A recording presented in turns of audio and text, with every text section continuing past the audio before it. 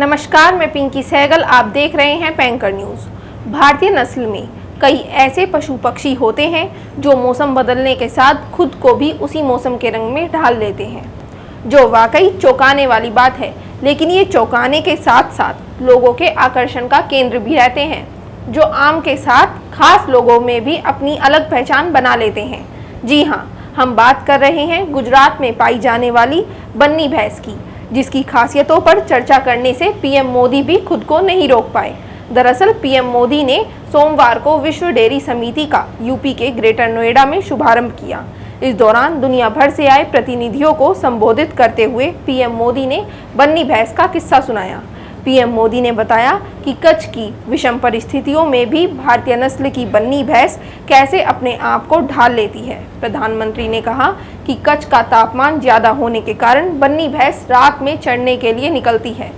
बन्नी भैंस अकेले ही 15 किलोमीटर के दायरे में जाकर चराती है। उसके साथ किसी चरवाहे को जाने की जरूरत नहीं पड़ती है। पीएम मोदी ने और क्या कुछ कहा, चलिए आप खुद ही सुन लीजिए।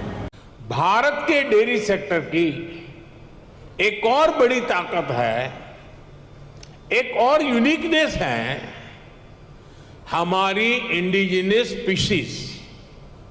भारत के पास गायों की, भैंसों की जो स्थानीय ब्रीड है, वो कठिन से कठिन मौसम में भी सरवाइव करने के लिए जानी जाती है।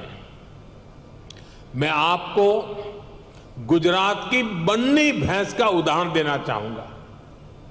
ये बन्नी भैंस कच्छ के रेगिस्तान और वहां की परिस्थितियों से ऐसी घुल मिल गई है कि देखकर कई बार हैरानी होती है। दिन में बहुत ही भयंकर धूप होती है, बहुत गर्मी होती है, कड़क धूप होती है। इसलिए ये बन्नी भैंस रात के कम तापमान में घास चरने के लिए निकलती है।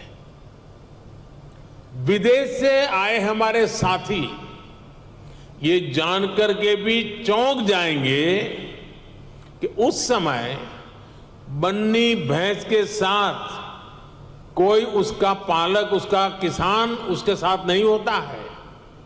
वो गांव के पास बने चारगांव में खुद ही जाती है। रेगिस्तान में पानी कम होता है, इसलिए बहुत कम पानी में भी बन्नी भैंस का काम चल जाता है। बन्नी भैंस रात में 10-10, 15-15 किलोमीटर दूर जाकर घास चरने के बाद भी सुबह अपने आप खुद घर चली आती है। ऐसा बहुत कम सुनने में आता है कि किसी की बन्नी भैंस खो गई हो या गलत घर में चली गई हो। मैंने आपको सिर्फ बन्नी भैंस का ही उदाहरण दिया है, लेकिन भारत में मुर्रा, मेहसाणा, जाफराबादी, नीली रवि, पंढरपुरी जैसी अनेक जात नस्लें भैंस की आज भी अपने अपने तरीके से विकसित हो रही है।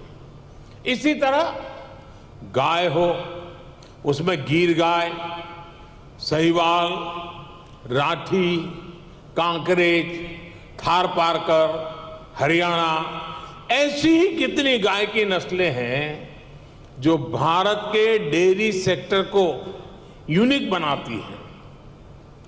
भारतीय नस्ल के ये ज्यादातर पशु क्लाइमेट कंफर्टेबल भी होते हैं और उतने ही एडजस्टिंग भी।